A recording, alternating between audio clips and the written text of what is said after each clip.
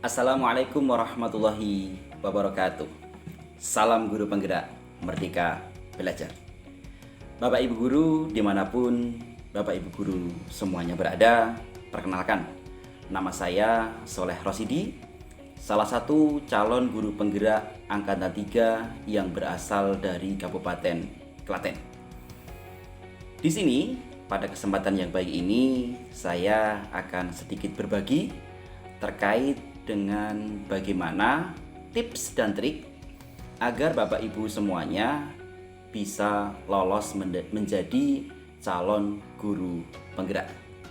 Telah kita ketahui bersama bahwasanya telah diluncurkan kebijakan Merdeka Belajar episode kelima oleh Mas Menteri, Mas Nadiem Anwar Makarim tentang guru penggerak. Maka pada kesempatan kali ini dari Dirjen GTK, Kementerian Pendidikan, Riset dan Teknologi menyelenggarakan program pendidikan guru penggerak angkatan ke-7. Tujuannya apa? Tentu kita ketahui bersama, tujuannya adalah untuk menghasilkan guru penggerak yang berperan menggerakkan komunitas pelajar bagi guru di sekolah dan di wilayahnya, serta menumbuhkan kepemimpinan murid untuk mewujudkan profil pelajar Pancasila. Teman-teman semuanya, bahwasanya pendidikan guru penggerak angkatan 7 ini dilaksanakan dengan sasaran di 446 kabupaten kota di seluruh Indonesia. Untuk mengetahui apakah kabupaten teman-teman itu masuk ke sasaran program guru penggerak angkatan 7 ini atau tidak, bisa dilihat di kolom deskripsi ya. Kita lampirkan di kolom deskripsi, di sana sudah jelas surat dari kementerian. Bapak Ibu yang berbahagia, untuk guru penggerak angkatan 7 ini nanti rencananya mulai hari ini, mulai bulan Maret sampai nanti pengumuman di bulan Oktober adalah tahap seleksi. Pendidikannya, kalau saya di angkatan 3 itu 9 bulan, untuk di angkatan 7 ini hanya 6 bulan. Artinya nanti dimulai di bulan Oktober, November, kemudian nanti Desember, Januari off, kemudian dilanjutkan sampai nanti berakhir di bulan Juni tahun 2023. Tentu saja dengan pola belajar daring dan juga luring. Kemudian untuk mengawali seleksi calon guru penggerak angkatan 7 ini, maka dari kementerian mengadakan rekrutmen melalui tahapan-tahapan yang telah ditentukan. Bapak Ibu dan teman-teman semuanya, calon guru penggerak yang berminat untuk mengikuti seleksi di tahap 7 ini, bahwasanya sebelum mengikuti program pendidikan guru penggerak ini ada 2 tahap yang harus dilalui. Yang pertama adalah tahap registrasi. Nanti di sana akan ada pengisian kurikulum vitae, kemudian juga pengisian isai tahap 1. Jika nanti teman-teman semuanya lolos di tahap 1, maka akan lanjut ke tahap 2, yaitu simulasi mengajar dan juga wawancara. Menurut surat yang kita baca, untuk angkatan 7 ini dibuka 20.000 ya. Di 20.000 yang nantinya akan menjadi calon guru penggerak di seluruh Indonesia dari 446 kabupaten tadi. Kalau angkatan kita 3 dulu cuma sekitar 56 kabupaten. Tapi kalau ini dibuka di 446 kabupaten se-Indonesia ya. Teman-teman semuanya, di sini saya akan membagikan sedikit tips dan juga trik bagaimana agar teman-teman semuanya, Bapak Ibu guru semuanya nanti bisa lolos ke pendidikan guru penggerak. Baik teman-teman, Bapak Ibu guru semuanya, kita mulai yang pertama yaitu tentang tahap pengisian kurikulum vitae. Jadi nanti teman-teman semuanya ketika nanti buka di SIM PKB masing-masing, nanti alurnya bisa dilihat di edaran yang kita lampirkan di deskripsi.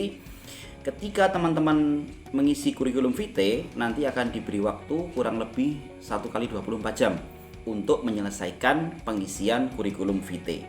Apa saja yang perlu dipersiapkan? Teman-teman silahkan persiapkan foto KTP, sepertinya bentuknya JPEG dengan ukuran kurang dari 1 MB ya, kurang dari 1 atau 1,5 gitu. Pokoknya di scan, dibuat 700-800 KB itu sudah aman. Kemudian ada surat izin dari kepala sekolah, sudah kita lampirkan di kolom deskripsi juga.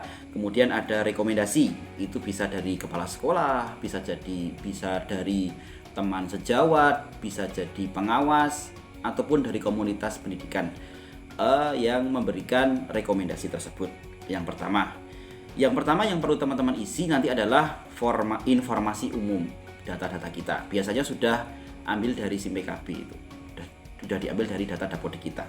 Yang kedua adalah data pengalaman mengikuti pelatihan. Jadi silahkan dipersiapkan pelatihan apa yang pernah teman-teman ataupun Bapak Ibu semua ikuti, dipersiapkan di situ. Nanti ketika pengisian tinggal nyalin ke LMS. Kemudian yang selanjutnya adalah pengalaman berorganisasi. Organisasi apa yang pernah teman-teman dan Bapak Ibu semuanya ikuti. Nanti bisa langsung dimasukkan di riwayat pengalaman berorganisasi. Kemudian ada lagi pengalaman menjadi sukarelawan. Ini bentuknya opsional. Opsional itu bisa diisi, bisa tidak. Tapi sebaiknya jika teman-teman Bapak Ibu semuanya itu bisa ada, maka silahkan diisi pengalaman menjadi sukarelawan. Kemudian pengalaman bagaimana Bapak Ibu semuanya mengembangkan orang lain.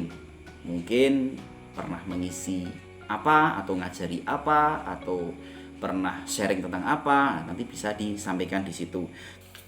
Kemudian yang kedua adalah pengisian IC. Lah, di sini teman-teman sebelum mengisi IC silahkan teman-teman mencari tempat yang nyaman untuk mengisi IC, karena di sini nanti teman-teman semuanya akan diuji kekuatan menulisnya ataupun diuji kemampuan menulisnya. Nah, nanti teman-teman akan diberi waktu untuk mengerjakan IC sepertinya 2,5 jam untuk mengisi IC yang disampaikan ataupun ada di SIM PKB.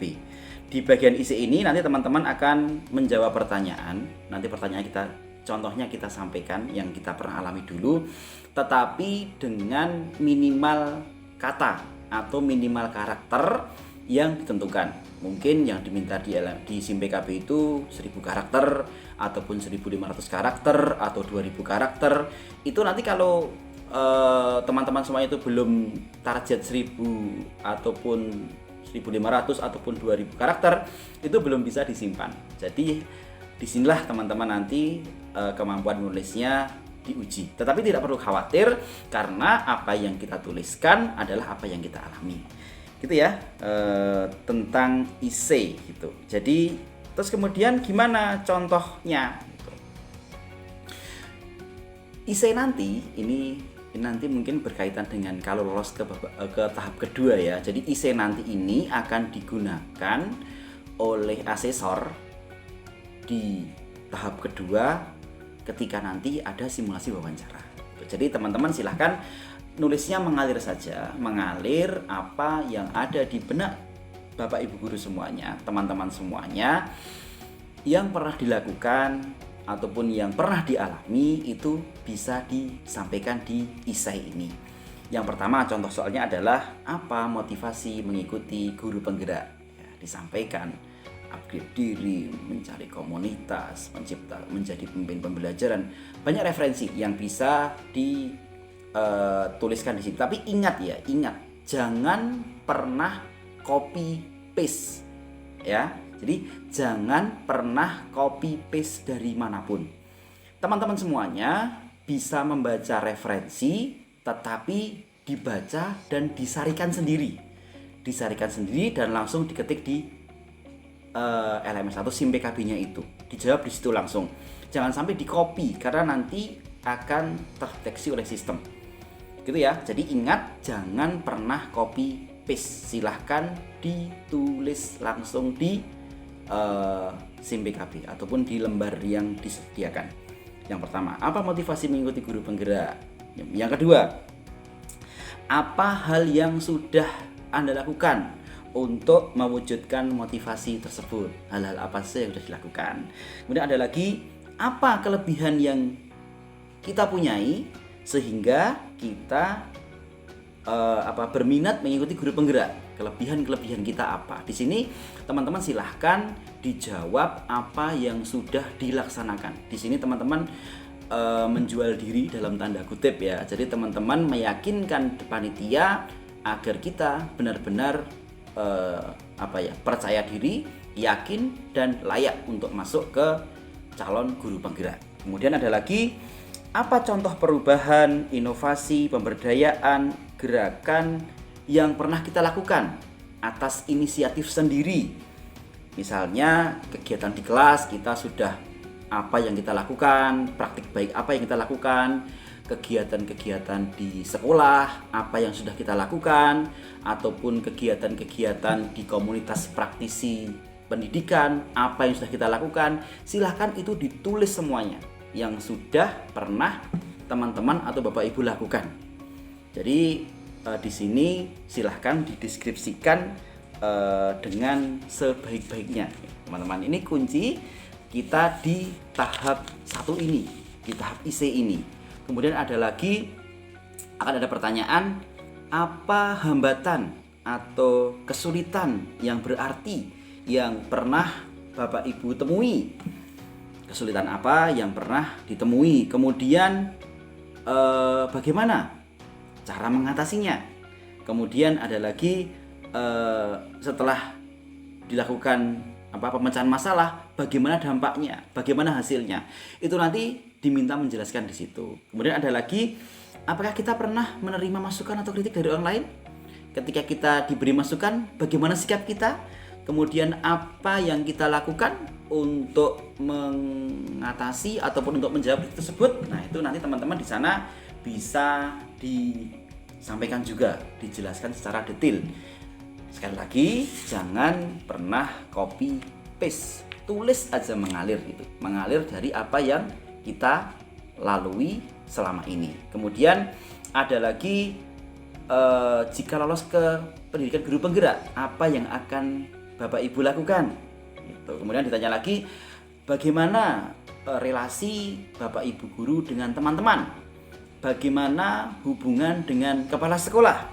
Kemudian mungkin nanti ada pertanyaan, apakah Bapak Ibu pernah mengambil keputusan tanpa pertimbangan dari orang lain? Tanpa pertimbangan teman sejawat ataupun tanpa pertimbangan dari kepala sekolah. Kemudian ada pertanyaan lagi, apakah Bapak Ibu pernah mengembangkan diri atau mengikuti pelatihan pengembangan diri yang dilaksanakan di luar sekolah atas inisiatif sendiri? Jadi pertanyaan-pertanyaan tadi itu Bapak Ibu semuanya jawab sesuai kenyataan. Ingat ya, nanti kemungkinan dari IC ini akan masuk ke sistem. Kemudian jika Bapak Ibu lolos ke tahap kedua, nanti akan ditanyakan di sesi wawancara. Jadi silahkan Bapak Ibu menuliskan sesuai dengan kenyataan. Sekali lagi, jangan copy paste dari internet. Kalau cari referensi, monggo silahkan. Cari referensi, misalnya motivasinya apa? Cari referensi menjadi ini, tapi sarikan, intikan dengan bahasa kita sendiri. Itu untuk pengisian IC. Baik Bapak Ibu, untuk pengisian IC dan juga pengisian kurikulum vitae di jadwal itu diselenggarakan ataupun dilaksanakan 1 bulan ya, mulai tanggal 14 Maret kemarin sampai batas akhir tanggal 15 April 2022. Itu untuk seleksi tahap 1. Nanti dari tim tanggal 18 April sampai 3 Juni, April, Mei, Juni, itu akan diverifikasi, akan divalidasi, akan dinilai berkasnya dan juga isinya oleh tim asesor dari kementerian. Dan nanti untuk tahap 1 akan diumumkan, rencananya di jadwal itu tanggal 13 Juni 2022. Jadi ini tahap yang pertama, tahap pengisian kurikulum vitae dan juga pengisian isai. Semoga Bapak Ibu semuanya nanti bisa lolos di tahap 1 ini. Baik Bapak Ibu guru dimanapun berada dan juga teman-teman semuanya, apabila nanti teman-teman semuanya lolos di tahap 1 tanggal 13 Juni 2022 nanti diumumkan lolos di tahap 1, maka Bapak Ibu guru dan teman-teman semuanya akan mengikuti seleksi tahap 2, yaitu simulasi mengajar dan juga wawancara. Rencananya simulasi nanti dari tanggal 20 Juni sampai 8 Agustus 2022. Jadi nanti ketika teman-teman dinyatakan lolos, kemudian nanti dari sistem teman-teman akan mendapatkan jadwal. Jadwalnya teman-teman itu, Bapak Ibu guru itu mengajar kapan, harinya kapan, tanggalnya kapan, waktunya kapan. Apabila sudah ada jadwal, nanti ada 2 kemungkinan. Bisa Bapak Ibu konfirmasi, artinya Bapak Ibu setuju dengan yang dijadwalkan oleh sistem. Tetapi jika pas hari itu Bapak Ibu semuanya ada agenda yang sudah dilaksanakan, bisa melakukan pengajuan, artinya ditunda bisa. Tapi kalau saran saya diterima saja, diterima. Kita luangkan waktu kita dengan sebaik-baiknya. Yang pertama adalah simulasi mengajar. Simulasi mengajar nanti kita akan diberi pilihan materi, kemudian kita diminta untuk membuat RPP, rencana pelaksanaan pembelajaran. Tetapi nanti ketika simulasi kita hanya diberi waktu 8 atau 10 menit gitu. 8 atau 10 menit untuk mengajar.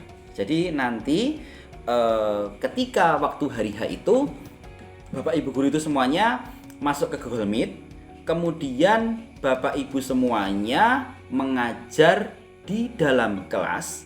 Di sana ada 2 asesor, seolah-olah Bapak Ibu guru dan teman-teman semuanya itu mengajar secara luring ataupun secara langsung. Seolah-olah di depan kita ada anak-anak, seolah-olah kita mengajar langsung. Maka dari itu, ini perlu persiapan Bapak Ibu. Mulai dari persiapan tempat, kemudian alat peraga, langkah-langkah pembelajaran, dan seterusnya. Nanti silahkan dipersiapkan.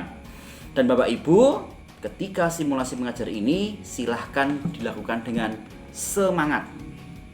Semangat bahwa kita ada di suatu ruangan, di situ ada anak-anak, di situ ada alat peraga lengkap, dan Bapak Ibu guru seolah-olah mengajar seperti biasa.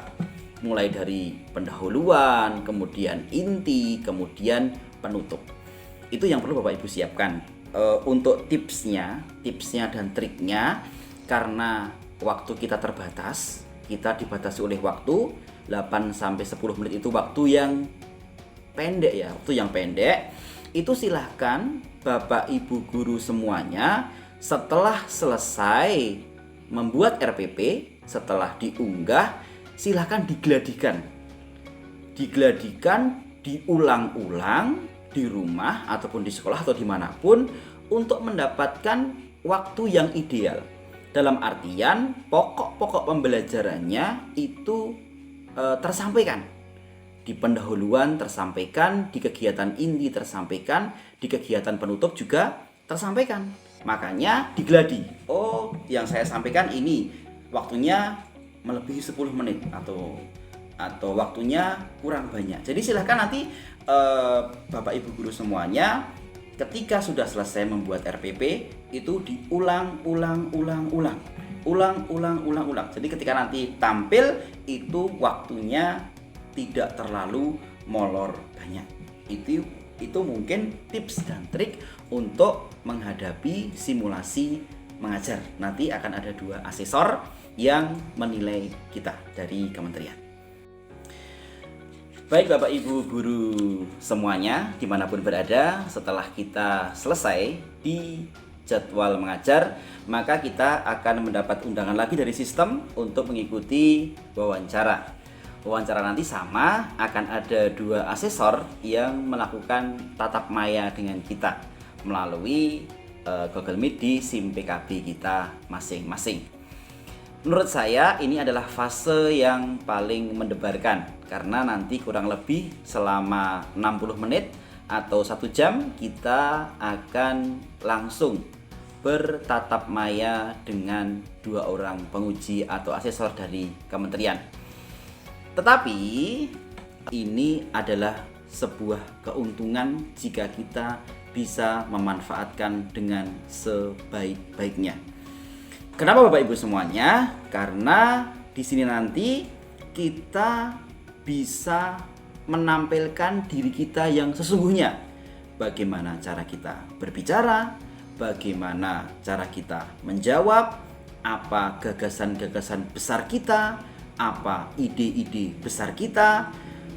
Yang penting di sini nanti kita menjelaskan dengan penuh keyakinan dan juga percaya diri, meyakinkan asesor bahwasanya kita memang benar-benar layak menjadi calon guru penggerak.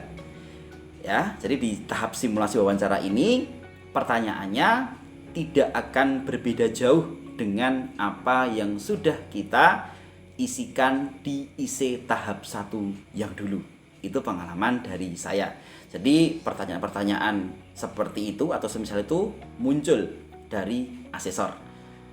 Itu yang perlu kita persiapkan. Jadi untuk wawancara ini silahkan persiapkan diri dengan sebaik mungkin, penampilan yang rapi, tetap tenang, kuasai keadaan, jawab dengan penuh percaya diri, jawab dengan penuh keyakinan, ceritakan bagaimana kita itu, apa yang sudah kita laksanakan, apa yang sudah kita lakukan, bagaimana kita selama ini menjadi seorang guru. Itu di sini saya lagi kemampuan menjual diri kita untuk kita bisa lolos di 20.000 CGP dari 446 kabupaten tersebut. Jadi silahkan ya di wawancara ini Bapak Ibu semuanya ceritakan apa yang sudah kita lakukan, apa kekuatan-kekuatan kita, apa yang sudah kita kerjakan, bagaimana kebermanfaatan kita bagi orang lain, apa visi-visi besar kita, apa gagasan-gagasan besar kita, apa ide-ide kita, bagaimana kreativitas kita, inovasi kita yang selama ini sudah kita lakukan. Bapak Ibu semuanya, setelah semua tahapan terlewati, maka nanti rencananya dari jadwal yang kita terima dari surat yang kemarin terbit itu pengumuman tahap 2, pengumuman siapa yang lolos ke seleksi atau menjadi calon guru penggerak itu pada tanggal 11 sampai dengan 15 Agustus 2022.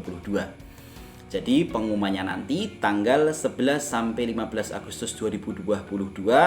Siapa saja 20.000 calon guru penggerak yang tersebar di 446 kabupaten se-Indonesia yang dinyatakan lolos. Kemudian nanti pendidikannya akan dimulai di bulan Oktober, tanggal 3 Oktober sampai bulan November tahun 2022. Kemudian nanti off Desember Januari, kemudian nanti teman-teman di angkatan 7 akan dilanjutkan pada bulan Februari sampai nanti bulan Juni lulusnya tahun 2023. Dan terakhir, mungkin nanti ketika closing, Bapak Ibu guru semuanya bisa sampaikan bagaimana harapan besar kita untuk dapat bergabung bersama-sama di program pendidikan guru penggerak dalam rangka memajukan pendidikan di Indonesia. Sampaikan dengan penuh percaya diri, yakinkan kepada asesor bahwasanya kita layak masuk ke dalam program pendidikan guru penggerak. Baik, Bapak Ibu dan teman-teman semuanya, mungkin sedikit sharing tips dan trik bagaimana kita bisa lolos ke program pendidikan guru penggerak angkatan 7 ini. Doa terbaik dari saya, semoga teman-teman semuanya bisa lolos dan lulus menjadi calon guru penggerak, dan akhirnya nanti kita bersama-sama menggerakkan sekolah. Sebagai kata penutup, saya teringat kata-katanya Bapak Menteri Pendidikan tahun 2014, beliau Bapak Anies Baswedan mengatakan bahwasanya seringkali kita menginginkan perubahan dengan asumsi, dengan harapan akan ada orang lain yang melakukan perubahan itu. Jika tidak ada orang lain yang melakukan perubahan itu, maka kita terus memproduksi keluhan-keluhan. Dan itu yang dinamakan urun angan. Republik ini tidak akan maju dengan kita urun angan.